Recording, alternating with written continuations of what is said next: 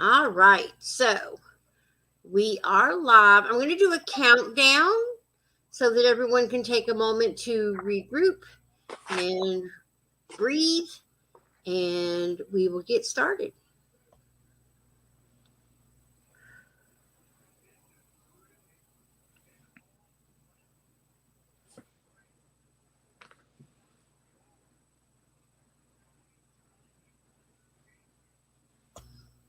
All right, so we started our conversations last night. We will be hosting 31 nights of Domestic Violence Awareness Month, and we have a variety of guests over the course of the month. Gina helped us start the conversation last night by framing domestic violence, what it looks like, what it sounds like, what can trip you up, some of the history of domestic violence and what has not changed in so many years of research for domestic violence. And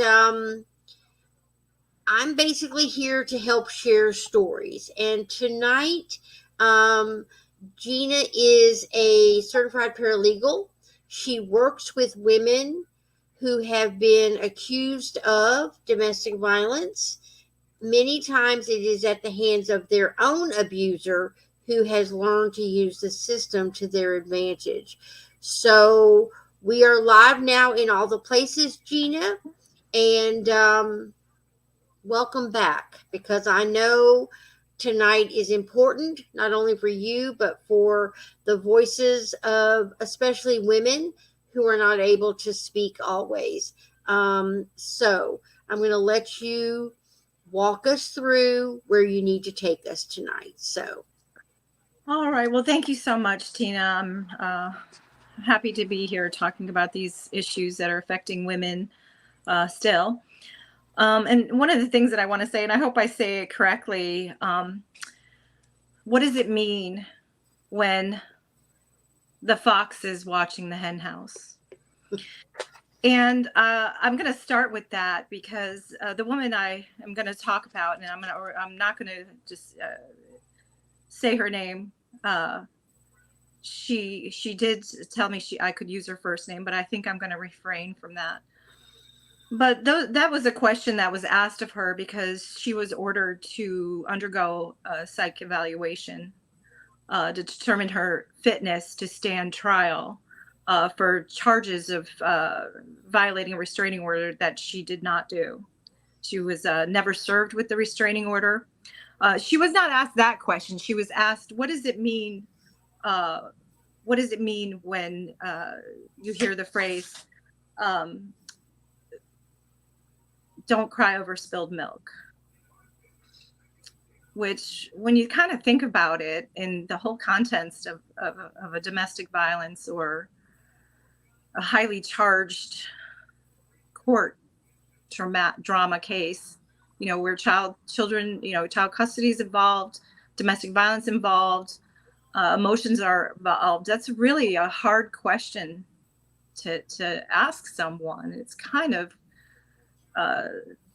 psychologically manipulative, if you ask me, in a lot of ways. What does it mean to anybody, really? So that was one of the questions that was asked. And when I heard that question that she was asked, the first thing that came to mind is, what does it mean when the fox is watching the hen house? And what I feel here is what we have. We have the fox watching the hen house. Back in June of 2022, well, actually prior to that, in May of 2022, the mother had called the police because she had been assaulted by the father. There had been a disagreement. The child was up at a late hour. She was trying to do work on the computer for some personal business that she had. She is the primary caretaker of the child. And this was a night that they had agreed upon where he would watch the child. And that's what we all often see, is that, the father, has limited interactions with the child and becomes involved when he's prompted to, or, she asks him to, and it's arranged. It's never women, most often are the ones who, have everything under control and is in charge of the meals and the bedtimes and bath times and play times and what have you. And, the men seem to be, the observers of all these things. And, quite honestly, they're watching every move when you have a person who is uh, abusive to you. They watch every move you make, they critique everything you do. And of course, they take notes. And, this is what I found in this case too, which also happened to me when I was experiencing my domestic abuse. So this woman was assaulted when she had asked him to, it was 11:30 at night. They have a small child, and she asked him to put the child to bed. She was in another room working for hours and had not realized that the child was still awake. And he got angry, and he told her that he was going to unplug her computer. And when, she became concerned about that, and she says, well, if you do that, I'm going to take your phone. So with that, he assaulted her. There was where he tried to pick her up, and he lost his balance and dropped her in between a couch and a display case. And she heard a pop in her knee, and she immediately felt pain, and she could barely walk. And she called the police. The police came. They saw that she had an injury to her knee, and they questioned the father in another room, and the child could be heard telling the police officer, "Daddy hurt mommy's knee." But they talked her into stating that this was just a verbal altercation. There was no physical, altercation in this incident. So she ended up getting herself some medical care. I'm not sure if it was a day or two later. But, there was another argument at some point. There was another verbal argument. He had been recording her, in her private moments. He's been recording her at other times. He's recording conversations she has with other people. And they had a disagreement, and she said that she was going to file a restraining order against him. Now, I'm going to tell everybody that is the number one thing do not do, because when you say that you're going to take any action like that, that is when it really does become dangerous for women. That is when they are going to get their flying monkeys together. They're going to get their game plan together, and they're going to make up stories, half truths, lies, and they're going to set the stage to have, court hearings and what have you go into their favor. They're going to create the narrative. Exactly. So the first thing that you do not do, as much as you'd like to, ever say that you're going to take and file a restraining order. You have to do that quietly. If there's any way that you can do it away from the home, not on your own phone, because that's another thing. If they look through your phone, or you get a return phone call from somebody, that can put you in danger. Anyway, so I just wanted to say that. So what had happened? So when she said that to him, it prompted him to call the police, and he wanted the police to respond because she threatened him, and the threat was that she was going to file a restraining order. So the police responded. It was a female police officer, came to the door, and the police officer wanted to give her a card because, they felt that she was, at that moment, possibly a victim. However, she told them quietly that she could not take the card because he was standing right behind the door threatening her. And after this police officer left, he went upstairs and he called CPS on her and made false allegations. There were some problems with their home. There was some beetles that were in the walls that were wood boring beetles. And she had mentioned it to him. He refused to go get, an exterminator into the house to remedy the problem. So she had to do it herself.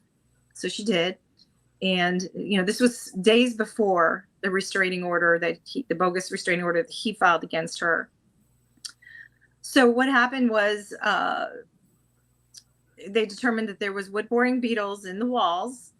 And, however, what he had done was he had been contacting the court personnel and others, laying the foundation that she was hallucinating, that she was unstable, that she was overdosing on medication, that she couldn't, she was going without sleep for days, but then sleeping too much. He had her at both ends of the spectrum, and one of the things that he would say is that, because of this behavior, she can't take care of their child. Now, mind you, he's there with them and the responsibility is all on her. She's doing this, so she can't take care of the child. She's not doing this, so she can't take care of the child. There's one statement where he says that he got up in the morning and he left the house and he returned and found out the baby hadn't ate all day. And it's both of them slept till 2. It's just, some of these stories are just so outlandish. It's like, does anybody not look at this as, there's, I would just question all of it. The entire story is one-sided, and of course it doesn't paint the mother in a nice light at all. And what would you expect when there is a domestic violence and she's wanting to leave, and she does not have the means to leave? She did not have a driver's license. She doesn't have a vehicle. She basically relied on him. He had control over her phone. And several of his statements was that she had mentioned that she was leaving, and she was actively trying to find a place in a shelter to leave. However, she was turned down because she did not fit the criteria, or they had no resources for her. So she was stuck. So, and when I read more into the evaluation made by the CPS worker, you see where he's flipped the narrative, and it's kind of bizarre. He says, "Father stated to me that mother will often become very aggressive and combative. Father reported the arguments will last for days and will escalate continuously. He reported that she will often use their child Nico as a pawn. He also reported that when something happens, mother will make general statements to the baby as if expecting a response. Father and mother's relationship can be described as contentious, combative with the child present. Father appears to be victim of intimate partner violence, with mother being in control. Father indicated that he feels trapped in his relationship with mother as he's been trying to get away, but he cannot." And if you read prior to that, the father's calling all the court personnel, what wants to get a restraining order, calls CPS. And each one of those times that he makes these calls, he's stating to them, "I believe that she's trying to pack to leave. She's trying to pack to leave with our child." And so now this becomes where it's all about, now he's changing the narrative, he's stepping it up, and he's using these you know, her own statements that she's made to the police, she's even made to him, because there is indication here where she had spoken to some people herself when she was called, that she was trying to leave. She was trying to leave. When CPS contacted her after he called CPS, she told them she's been trying to leave. She's been asking everybody. She does not drive. She does not have a place to go. She felt helpless and stuck. And so, that is, this was such an eye-opening report that I read. And then, when I read more of the CPS report, again, there's statements always made about the mother, but there's almost nothing made about the father. The mother presented disheveled. She's combative when she expresses her rights, or that she didn't do what she's accused of. It's not true that she's not slept for days. That's not true. In fact, a lot of his statements are to the contrary of that. So if he's saying that she doesn't sleep for days, but then here on these 2 occasions he's stating that she was sleeping and then didn't feed their child, and what's the truth? And one of the biggest problems with domestic violence cases, and this is one of the things that caught my eye when I was doing my research, and with some of the Department of Justice findings from their research, was the fact that they believed that more investigation needed to be done in these cases. And when they do find these cases being investigated, they find the true person who's the abuser. And when you find that, you can fashion how you're going to approach it differently. And it's just troubling to me that we have spent numerous amount of tax dollars on this research and training to have this material, and these were made of actual court cases, to have this material and to have not used it at all. It's almost as if it's just, we did this, let's find another and something else that we can research. So where can we spend that money now that we're getting for this research? What other avenue can we exploit domestic violence so that we can get research, and this way we can account for these dollars that are not really going to protect women, protect children from domestic violence. What I find amazing is, as the abuser works so hard to create the narrative, I found over time in my own situation that what they are saying about you is actually what is true of them. True. That is absolutely true. I started calling it the flip of the flop. I mean, it's like whomever is listening on any given day, that they can get to, because at a certain point when they realize that they have lost control of you, then they start to manipulate those around you, those who know you, those who don't know you. But it's amazing to me the offices that they will attempt to go to again play the flip of the flop, hoping that no one has the picture except for them and the victim. Right. And that worked in their favor for a long time. Right. And of course, and he had it set up really well.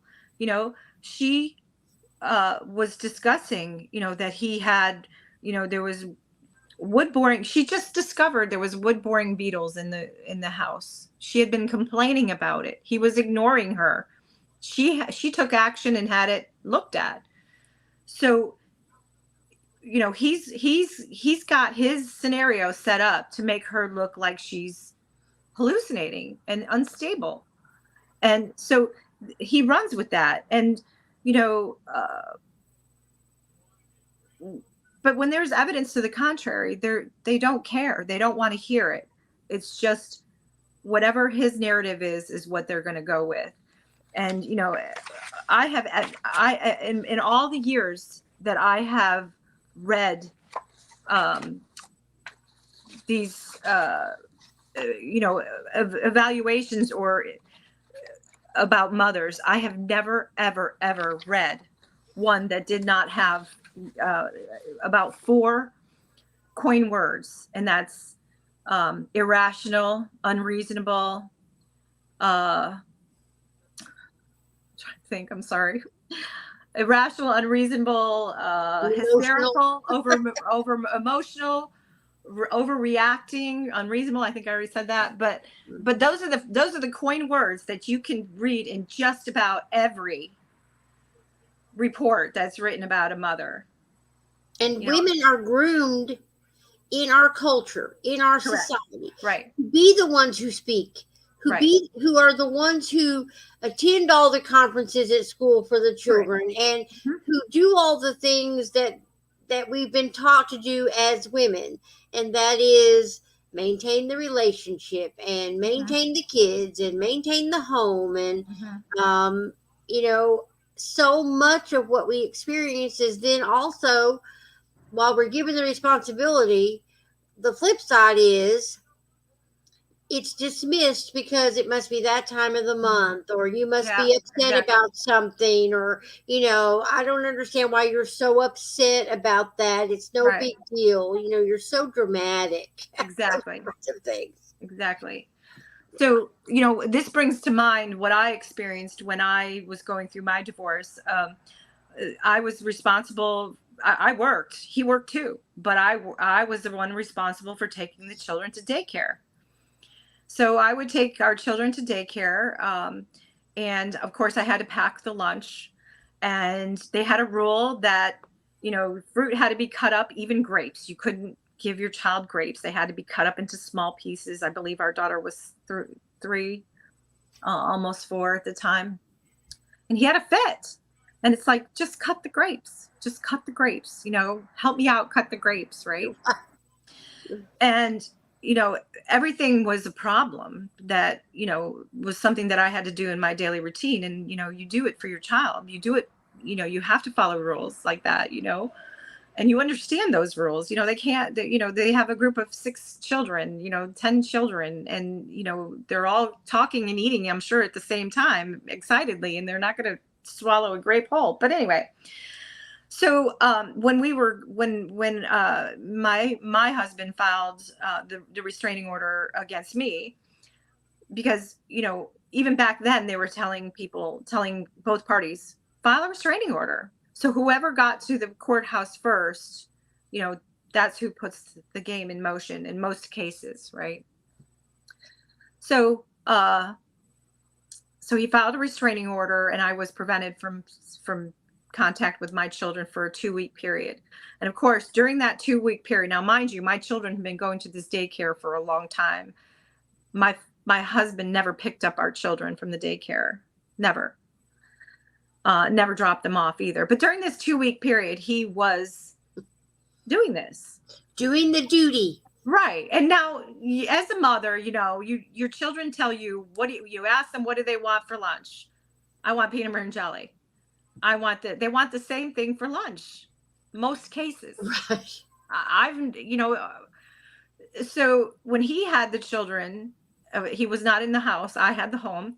When he had the children, you know, they had a different lunch. They got whatever he wanted to give them, or whatever there was. I'm not sure. All I know was when they were questioned, you know, questions about, you know, what do you think about the mother, and what do you think about the father? You know, my children, I dropped my children off every day, and I picked them up every day.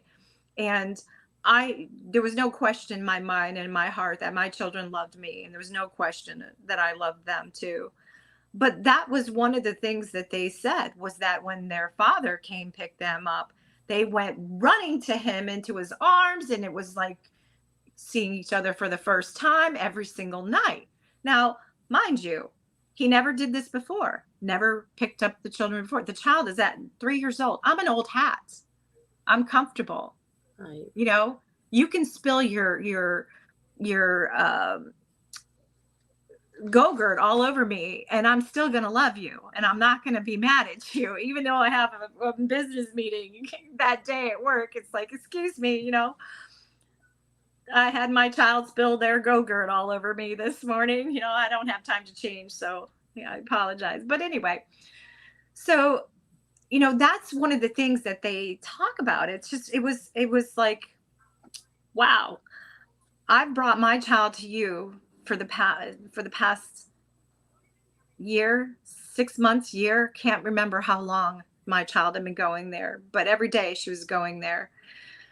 And you're going to comment on how the children had a variety in their lunch, and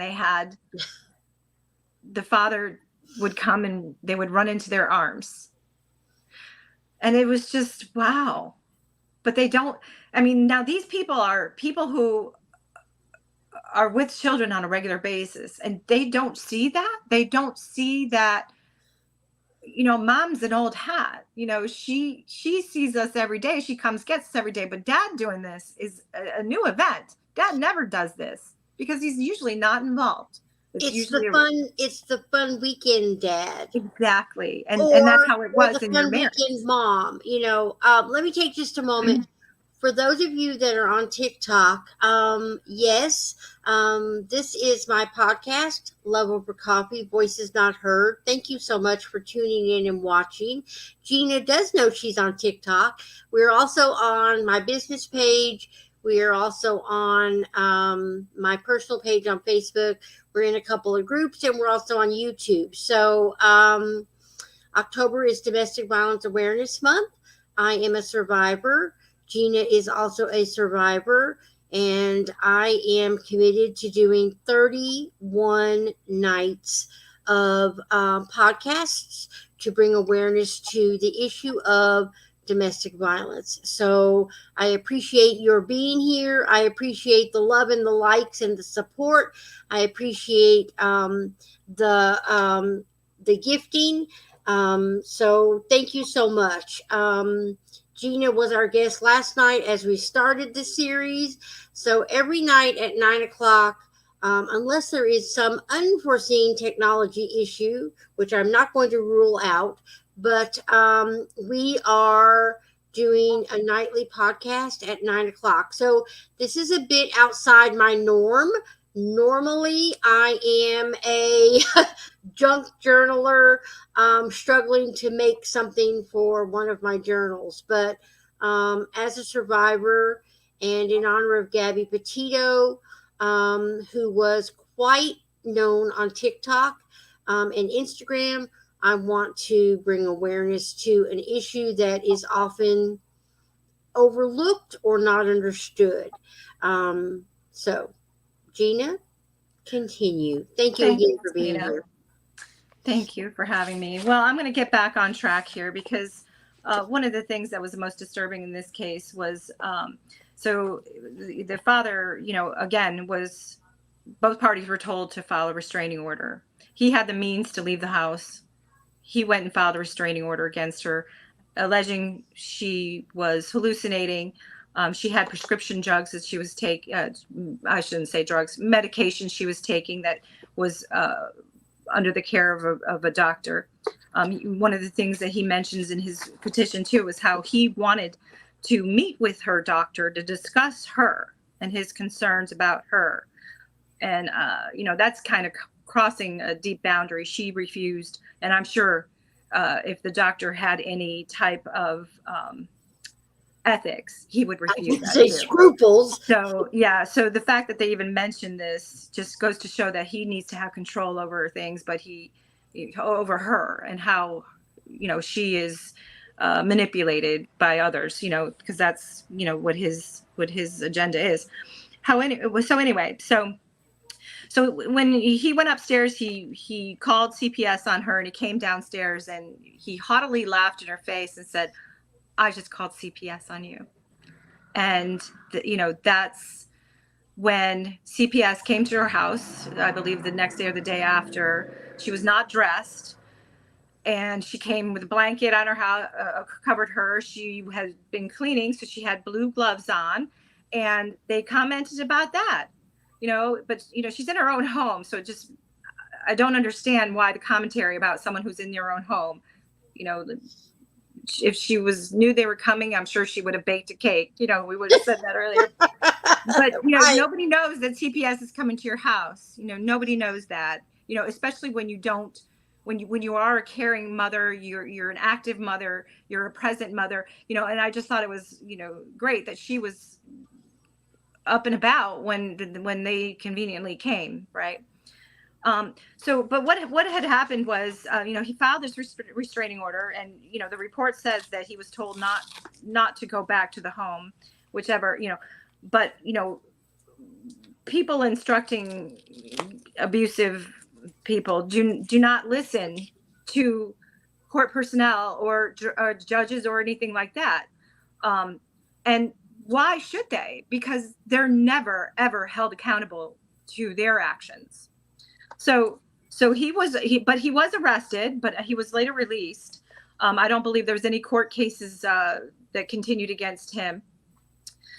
But she was never served the restraining order that he filed against her. Apparently, he had filed it earlier that day. We're not sure why why they had come to the house to take her into custody, unless it was some sort of a pre-planned. It seemed like there was an element of pre-planning it, and with him involved. It's just one of the things that was happening. She ended up recording this whole event that took place. She has the entire event recorded. She has the police interaction with her. She told them that she wasn't opening the door unless she had a search warrant, which is within her rights. And they held up some fake paperwork that was not a warrant, which prompted her to open the door. Now, of course, they're a little bit dramatic, and they say it took 34 minutes for her to open the door. However, if you hear the recording, it's a total of 13 minutes.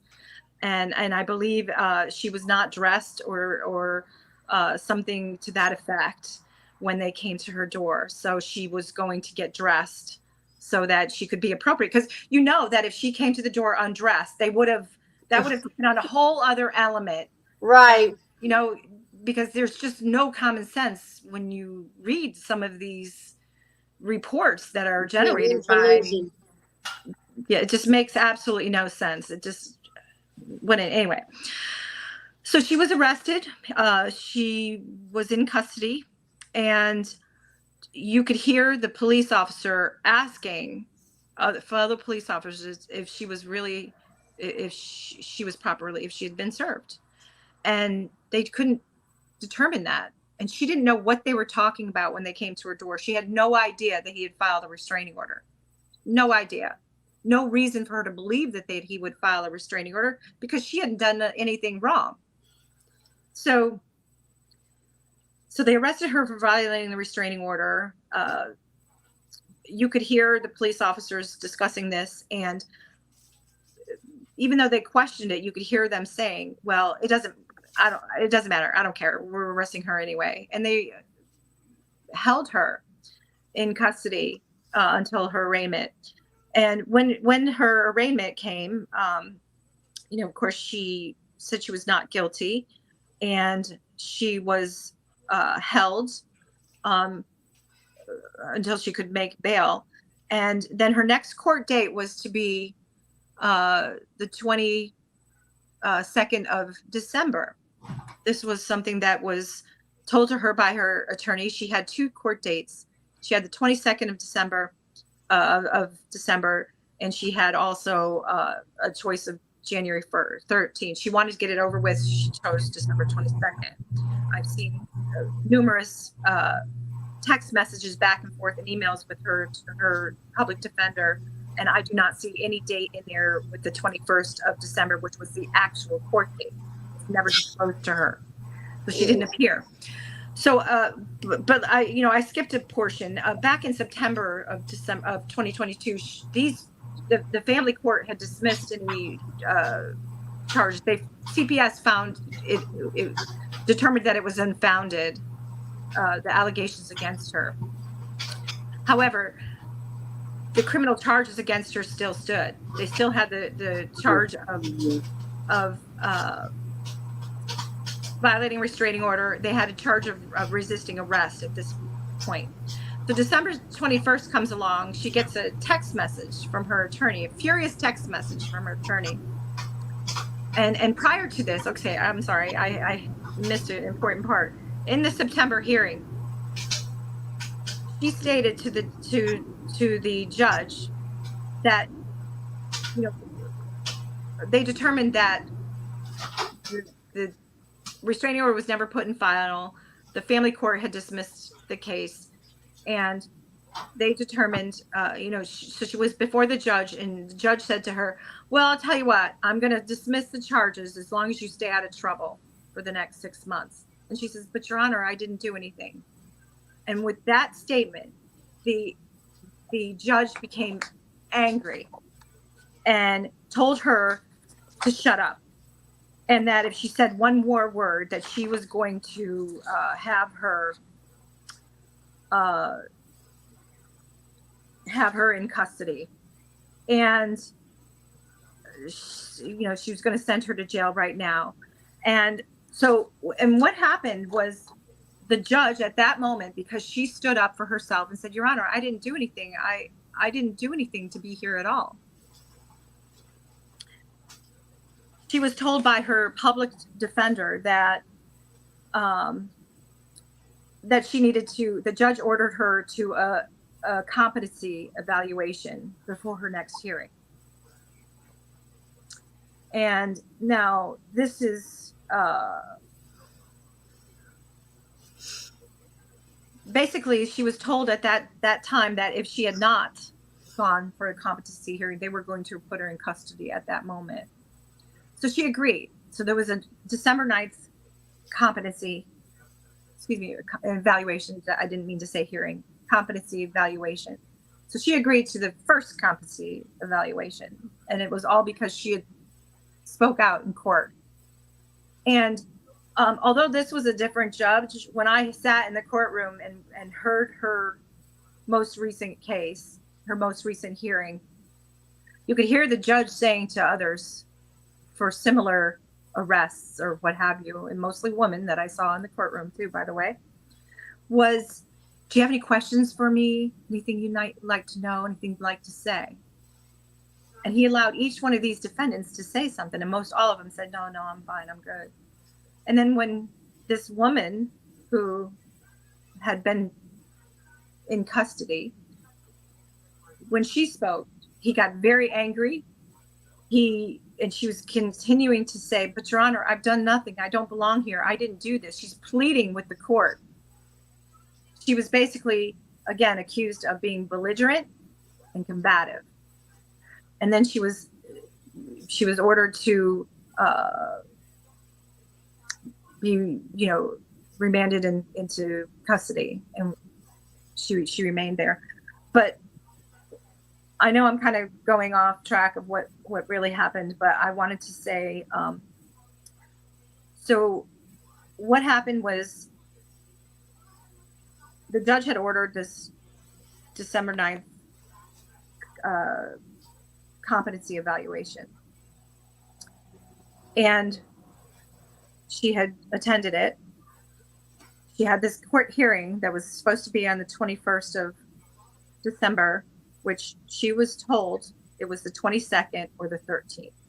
She was never told the 21st. I've looked throughout all the messages. There's no mention of the 21st. So it just it has a sense of feeling that there's something not honest about the process, right? So when there was a hearing, which I believe she did show up on the 22nd, and I could be wrong because some of the information, it gets disjointed. She's experiencing it right now. What is she experiencing in real time? So when she was at this hearing, apparently she was not allowed to hear what the determination of the competency evaluation was of her of December 9th. She couldn't hear it. She was not allowed to defend herself. She Is was that not allowed. normal, Gina? I Is it normal? Apparently it is. Apparently it is. Apparently this is how, this is a violation of due process, if you ask me. I mean, this is a rubber stamp. This is the system. This is what we're experiencing in the system. And this is, it seems like her own attorney just did absolutely nothing to protect her. Now, one of the first things that her attorney should have done, because she was never served with that restraining order. When she was in custody, when she was in police custody, when she was initially arrested, she was kept saying, I don't know what you're talking about. I was never served. I'm going to file a restraining order against him. She was pleading with the police. I don't know what you're talking about. I was never served. So they're taking that as resisting arrest. And so when she was at her first court hearing, I'm not sure if it was arraignment or if it was 2 weeks later, what it was. She was handed papers, and it was mail from the home. And the piece that was in there was the abode service of the restraining order that was placed in her door jamb, which is okay. That's proper service. But it was placed in the door jamb while she had already been taken into custody. And it was served 3.5 hours after she was taken into custody into the door. So, she told her attorney, look, I was never served. I knew nothing about this. How can I violate something I didn't even know about? And apparently what had happened, usually the rule is, from how I understand it, how it's been told to me, the rule is that once they have a restraining order that's been served, then it is filed into a registry. I can't tell you offhand what it is. There's so much going on with this case. I am in so many different directions. And it's to be done within 2 hours after a person's been served. This was obviously done 3 hours before she was served. And not only that, but what she had found when it was shown to her by the police officer that she was already in the registry, stating that she had been served, was a picture of her holding her child. Her name was correct, but however, her birth date was incorrect and her middle name initial was wrong, but it was clearly a picture of her. She knew and saw. So, there's belief that her picture was unlawfully uploaded into this database that apparently is for domestic violence persons. So anyway, so fast forward here to I met her probably a year after this had taken place, and I had no idea. We just met casually at the gas station. At the laundromat. We were doing laundry, and she was just a pleasant person. She was a sweet person, funny. She made me laugh. There was something going on with one of the machines that was making this obnoxious noise, and she said something that was so funny, and we just had a great laugh. And then, we got to talking, hi, what's your name? What do you do? And, I disclosed to her that I help women with domestic violence. And, we ended up talking about it. And then she said that she was in a situation, and is there any way I could possibly help her? So of course, that's what I do. It's what I want to do. So of course I wanted to help her. So I learned about her story quite quickly, and it was heart-wrenching in all aspects of it. But anyway, so I was at that time getting, her information together so I can write a letter on her behalf, trying to get this bench warrant that had been issued against her dissolved. And how this bench warrant came about was the fact that she had this hearing on December 21st, and of course she didn't show, but instead of her attorney saying, "I'm sorry, Your Honor, we failed to give her the proper date of this hearing," a bench warrant was issued for her arrest, and she subsequently was arrested in July of this year for non-appearance at that court hearing. Anyway, and now I'm starting to remember, I apologize. The hearing where she didn't show up, it was told to her, this is what was told to her, that she wasn't allowed to be in that evaluation disclosure. So she had no idea that they weren't going to find her competent of anything. They already had that. She believed that it didn't matter what she said to them. They had it that she was incompetent. And, one of the things that is so troubling about this is that all this time, all she's doing is saying, "I'm innocent. I didn't do this. I didn't do anything wrong." And it infuriates the court system, infuriates her attorney, infuriates the state's attorney, infuriates the judge. And why is that? Why is it that the state's attorney didn't look at the documents at some point? Because you would think that there is a checks and balance here. The state's attorney is supposed to be looking over their documentation, and I don't know about here, but there's supposed to be an information, what's called an information filed, and it's filed by the district attorney or the state's attorney. And what that information is actual charges. They look over, sometimes you get more charges, or the charges get changed from whatever the police may have charged you with. And it's based on the evidence. Mm-hmm. In Florida, you have 70 days. If they don't file an information within 70 days, those charges are dismissed. They don't care what you did. You could have had a DUI or whatever. If you do not file that within 70 days, your charges are dismissed. I'm not familiar that much with criminal law here in Connecticut, but I would imagine, there had to be something filed by the state's attorney.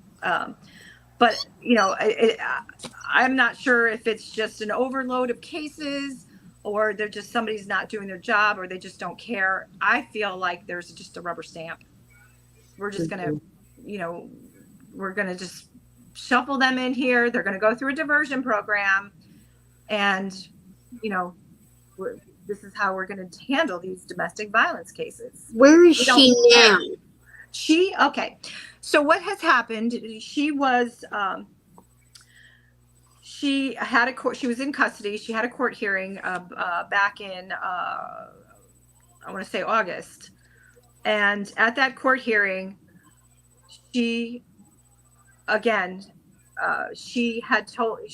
to dismiss her own attorney, because of the fact that her own attorney didn't seem to care, that she was never served. Everything that she was saying in her own defense was being dismissed by her own attorney, public defender. And when she spoke up in court, again, the judge got very angry with her. I sat there through hours of hearing other defendants come in their own case, and he would ask them cheerfully, "Do you have any questions you want to ask me? This is the judge. Anything you'd like to know?" No, Your Honor. But when it came to this particular defendant, when she got up there and she spoke, he would immediately get angry. He would say, and I'm looking through these records, and I seem to recall, you were belligerent and combative the last hearing.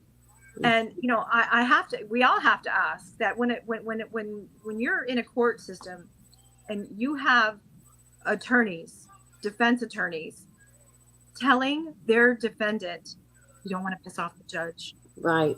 Don't say you're innocent because you don't want to piss off the judge. What country are we in? I'm just not sure. we have three branches of government because they're all supposed to be watching each, balancing out each other, and there's not supposed to be,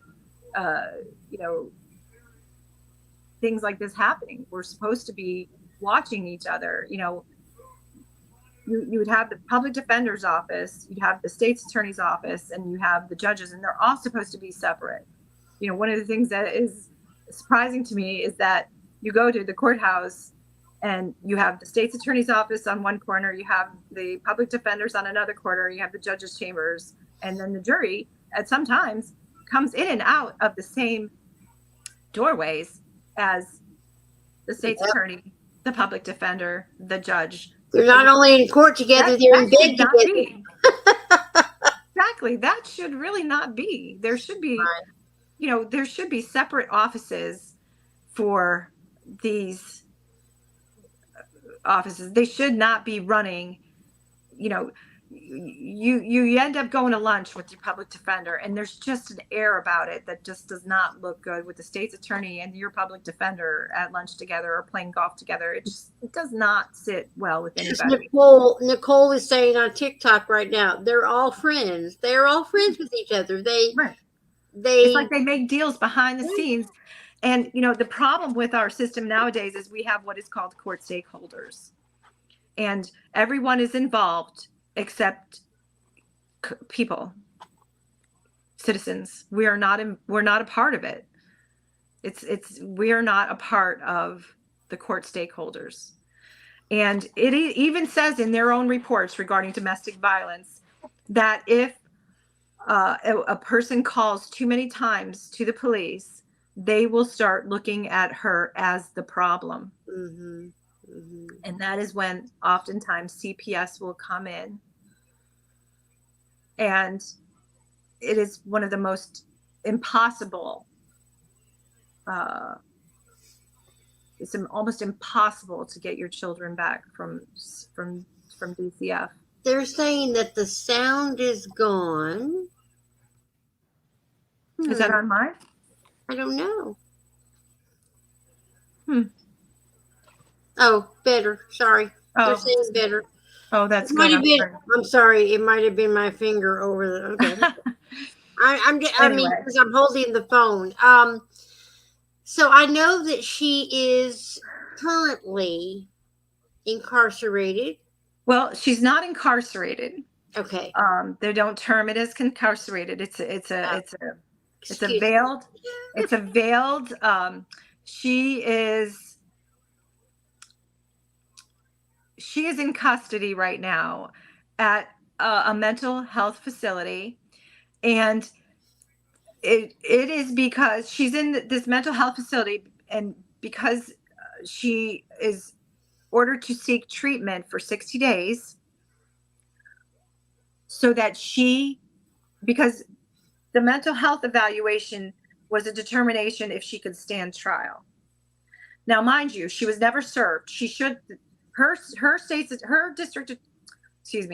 public defender should have filed a motion to dismiss immediately when she told them that she was never served. They should have been on that, and this should have been gone. But they didn't. It's like they yeah, whatever you say. Okay, right. Whatever. Yep. Excuse me while I follow my nails. I make sure my nails look good for court. You know what I mean? But there's no, real. I mean, the judge the public defender could have walked in there and done an oral motion and said, "Your Honor, I'm gonna file an oral motion. My client just told me now that she was never served, and you know what? I actually got that right here. I have the notice of service from the sheriff's office that says that she was not served until 5:58. And Your Honor, she was in custody, charged with violating a restraining order at 2:40. How can that be, Your Honor? And so I immediately asked this court, with all due respect, Your Honor, I asked for a motion to dismiss based on as lack of jurisdiction, lack of personal jurisdiction over her. And the judge would have said, "Oh my goodness, We can't have that because we do not want one of our American citizens' rights being violated. We do not want to see that in our great free country of ours. That is why we have our great judicial system, was to make sure that our law-abiding citizens aren't incarcerated wrongfully. But that's also why we have Gina, because Yes. Gina, thank God, having been through a lot of stuff, okay, in her own life and having knowledge and information as a paralegal and domestic violence advocate, you wrote a letter.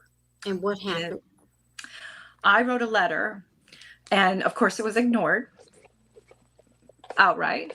However, she was told at the last hearing before the judge ordered her to go to this mental health facility so that she can become well, so she can stand trial, and she can be instrumental in her own defense, which to me, okay, whatever.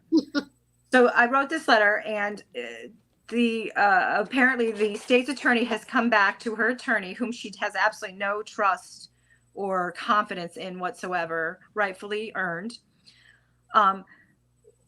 stating that they're going to drop the charge of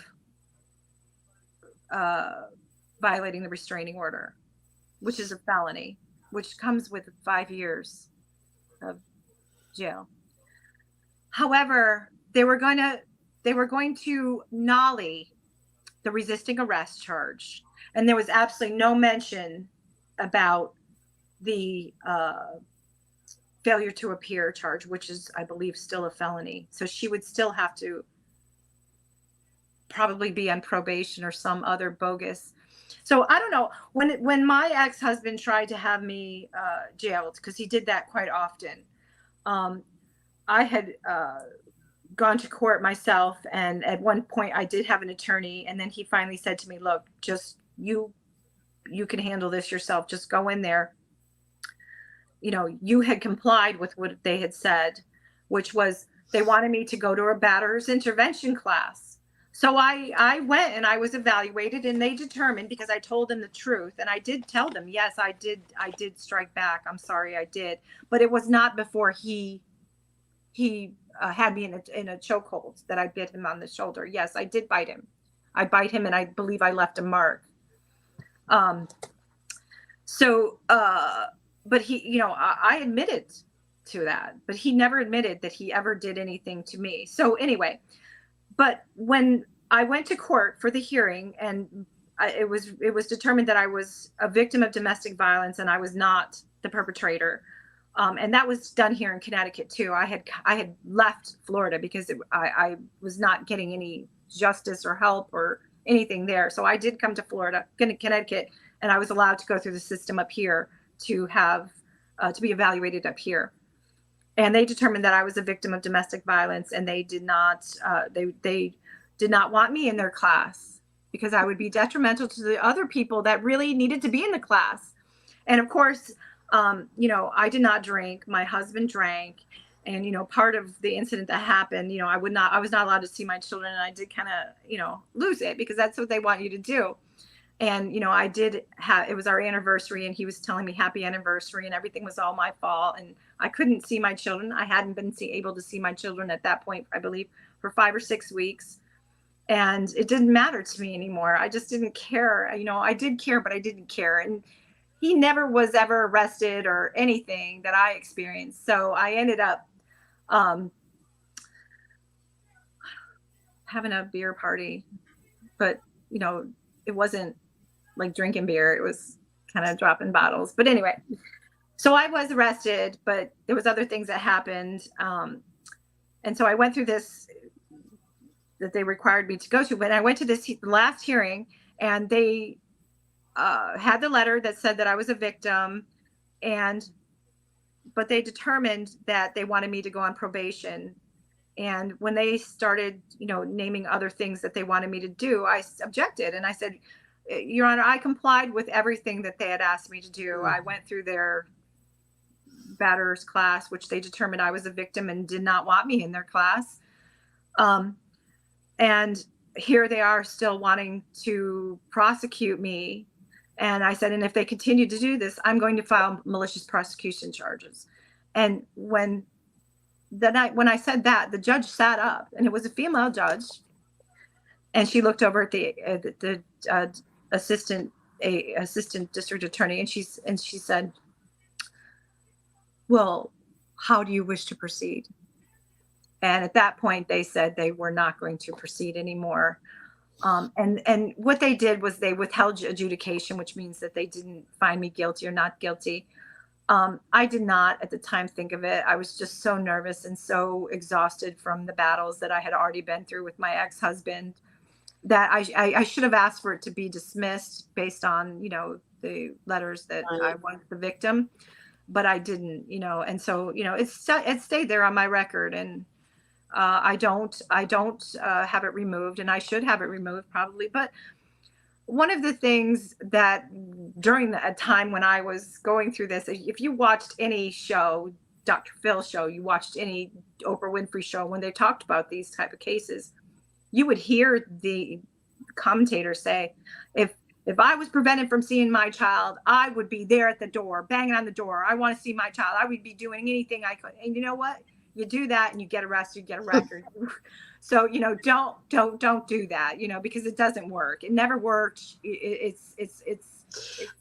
hurts you. Well, especially do that. That's what I was going to say.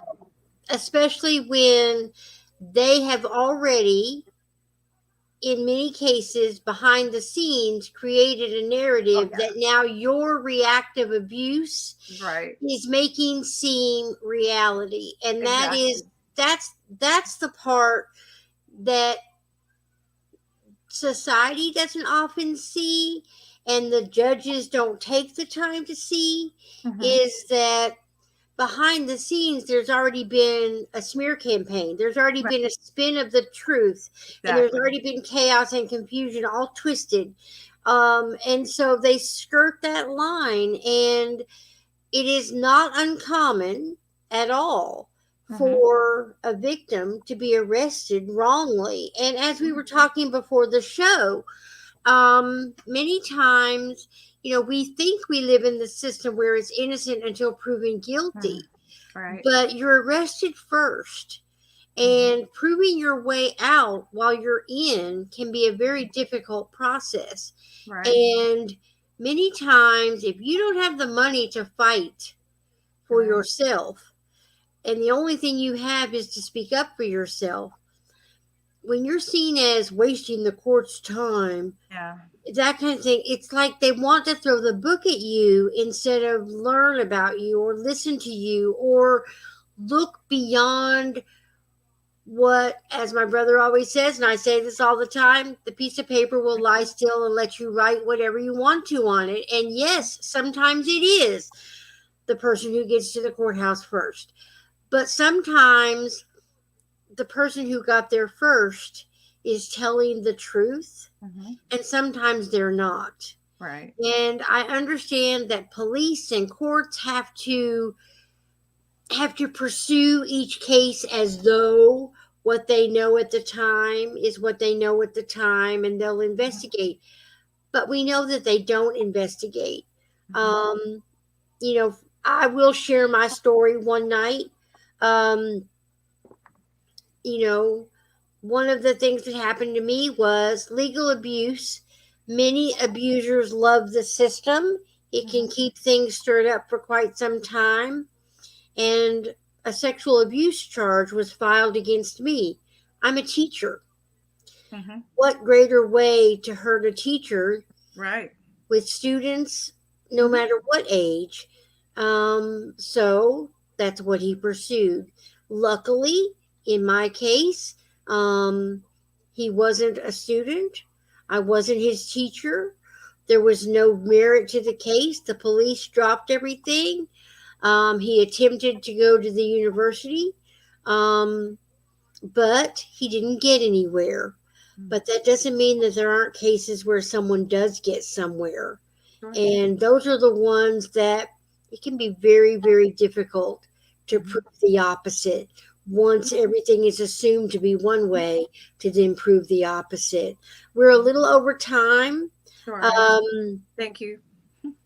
I, I want to again, as Carol said, thank you, Gina. Glad you're standing up for the domestic violence and the abused.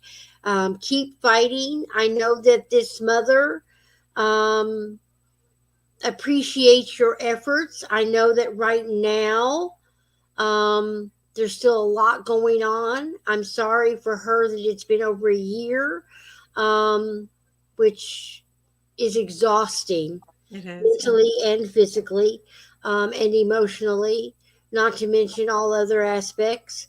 Um, I know that you'll keep us updated. Yes. So we will be back at some point in time. I don't know if it'll be this month or next month, but I know you have some things that are still in the works. Um, we have talked about possibly having the mother come on via phone to talk a little bit about her case. But we also know this is a trying time. We don't want her to say anything that can or will be used against you in a court of law because, man, when they say that, they mean it. Right. And they're keeping notes. Correct. Thanks to all who are tuned in via TikTok, via Real Change, via some groups online. Some people here are saying thank you to me and thank you to Gina. It just dawned on me the other day that we are Gina and Tina. You know?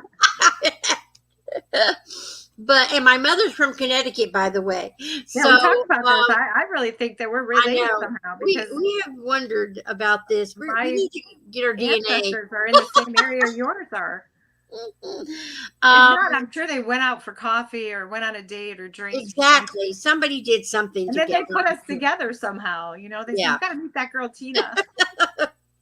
If not in this life, in the past life. And Lord knows, Gina, we've done enough stuff in this life. We'll be together in the next one.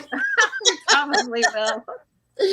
Well, I want to say thank you again to everyone listening out there. This is not an easy topic to hear about. It's not an easy topic to understand. It's certainly not an easy topic to have experienced. Like I said, this is far removed from my usual TikTok, but it is October. It is Domestic Violence Awareness Month. This is the third annual 31 Nights. And I want to bring awareness. I want to help people tell their stories. So if there's someone out there listening and you want to tell your story, message me privately on TikTok. My box is open. Also, I'm on Real Change on Facebook or, the book. Sorry, TikTok. I'm on the book. Tina M. Durbin. I'm on the book, Real Change. I'm on the book with a survivors group called 1111 Messages of Hope from Angels. We'll be hosting 31 nights. Hey, Lisa, thanks for joining. So I realize this is not my usual platform. It's a part that perhaps you know about, but you haven't seen up close and personal with the podcast. So I appreciate your presence. And we'll keep telling it night after night for 31 nights. And some people who need to hear will hear maybe something, some nugget of truth that they need to hear to hopefully work their way out of, escape from, and heal from domestic violence, intimate partner abuse. So I'm going to go ahead and I'm going to end the stream for us on TikTok. But does anybody have, I guess, any questions on TikTok? Any questions? I know I saw a question. Is it possible for her to just simply change attorneys? Well, part of it is, she doesn't have money, so she's relying on the public defender's office. She has asked numerous times for a new public defender. This is actually her second public defender. The first one who failed to file the uh, motion to dismiss, and then the second one who gave her the wrong dates, for the appearance. So there's lack of trust. I mean, she's capable of representing herself. She's articulate. She's well spoken, and it's. I really do believe that, like I said, it's the fox watching the hen house. They don't. It's a rubber stamp. There's a system in place where they come in for domestic violence. They go for a diversion program. They agree to what we tell them. We don't care what happened. We don't care what the truth is. And if you speak up in my court, I'm just not going to have it. I'm going to show you who's boss, and I'm going to hold your feet to the fire.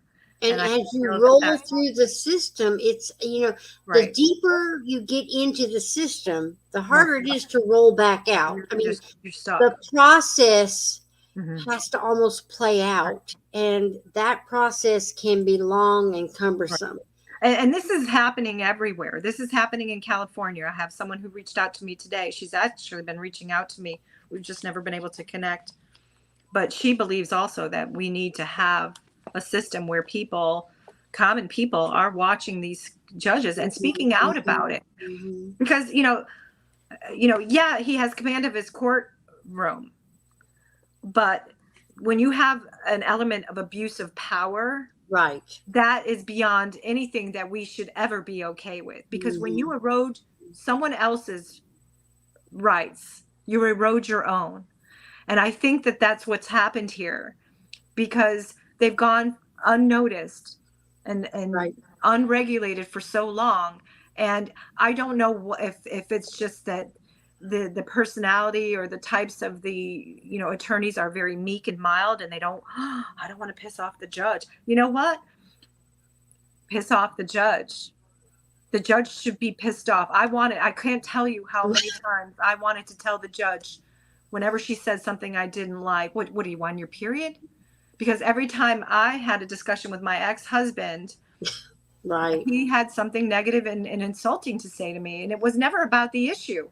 We never ever got anything solved because it was always must be that time of the month. It must be that time of the month.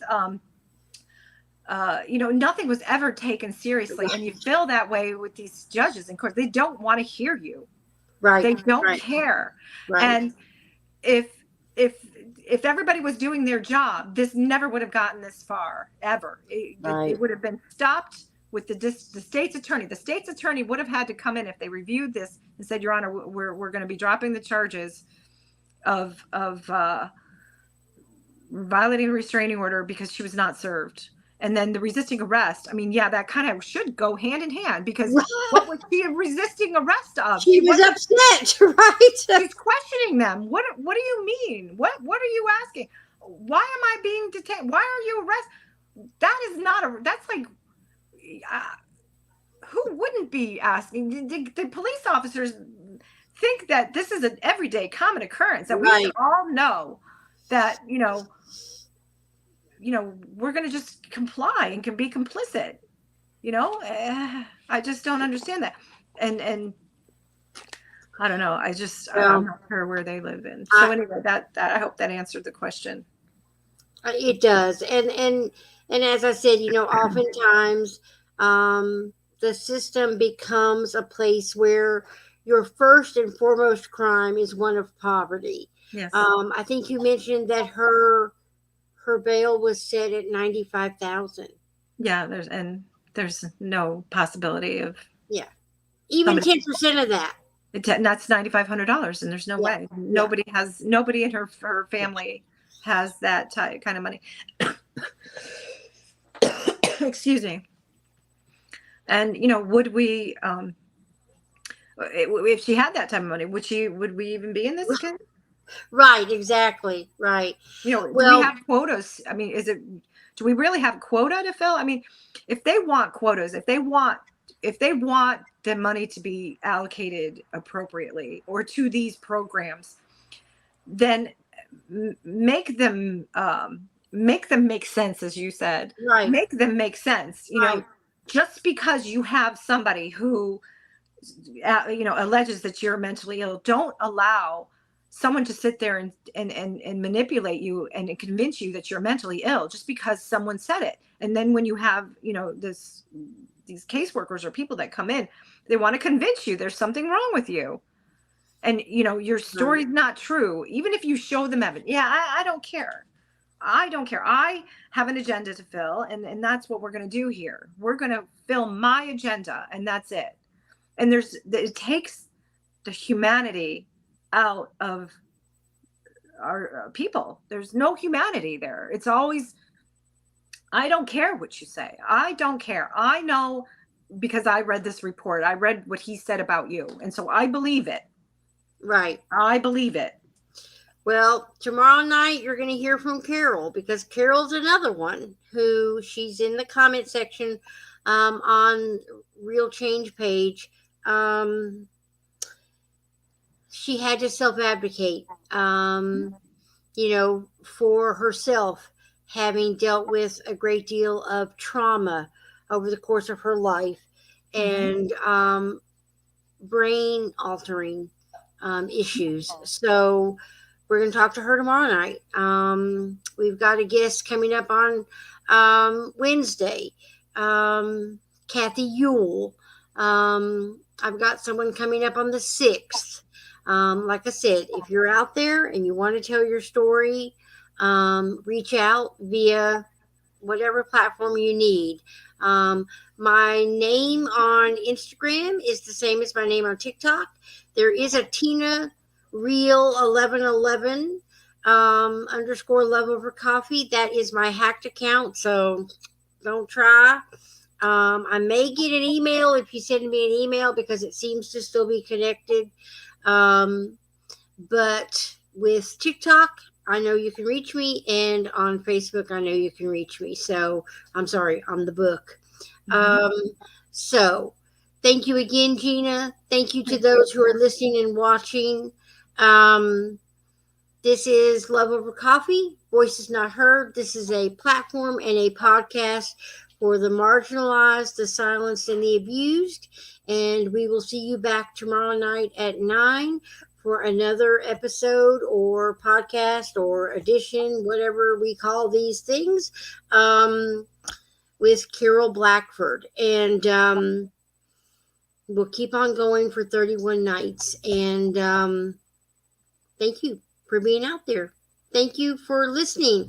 And, I think more importantly, thank you for wanting to listen and wanting to learn, because for some of us, we are the voice that can make the difference. So if one person hears something that helps them to change something about their current situation, then that is the whole purpose. So again, I'm going to end the TikTok. Thank you, everybody, for the love and the likes and the shares.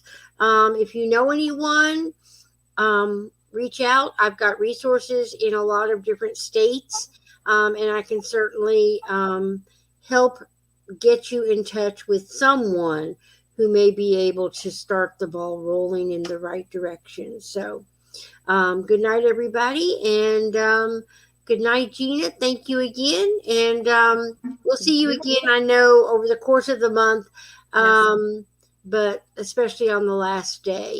And I know Gina will be tuning in via comments and things like that, pending, I know, some of her busy schedule. So good night, everybody, and I'll see you back tomorrow night at 9 p.m. Eastern Standard Time. Love Over Coffee, Voices Not Heard, night number 2. Voices Now Heard. Voices Now Heard. Thank you. All right. And then I am going to thank you, everyone over here, for your comments. Karen says only women are put through this much pain and pure evil. And Carol, of course, is thanking both of us for speaking up for those who can't. So, Carol, we look forward to your podcast tomorrow night. So, good night, everybody, and see you back 9 o'clock Eastern Standard Time. Take care. Bye.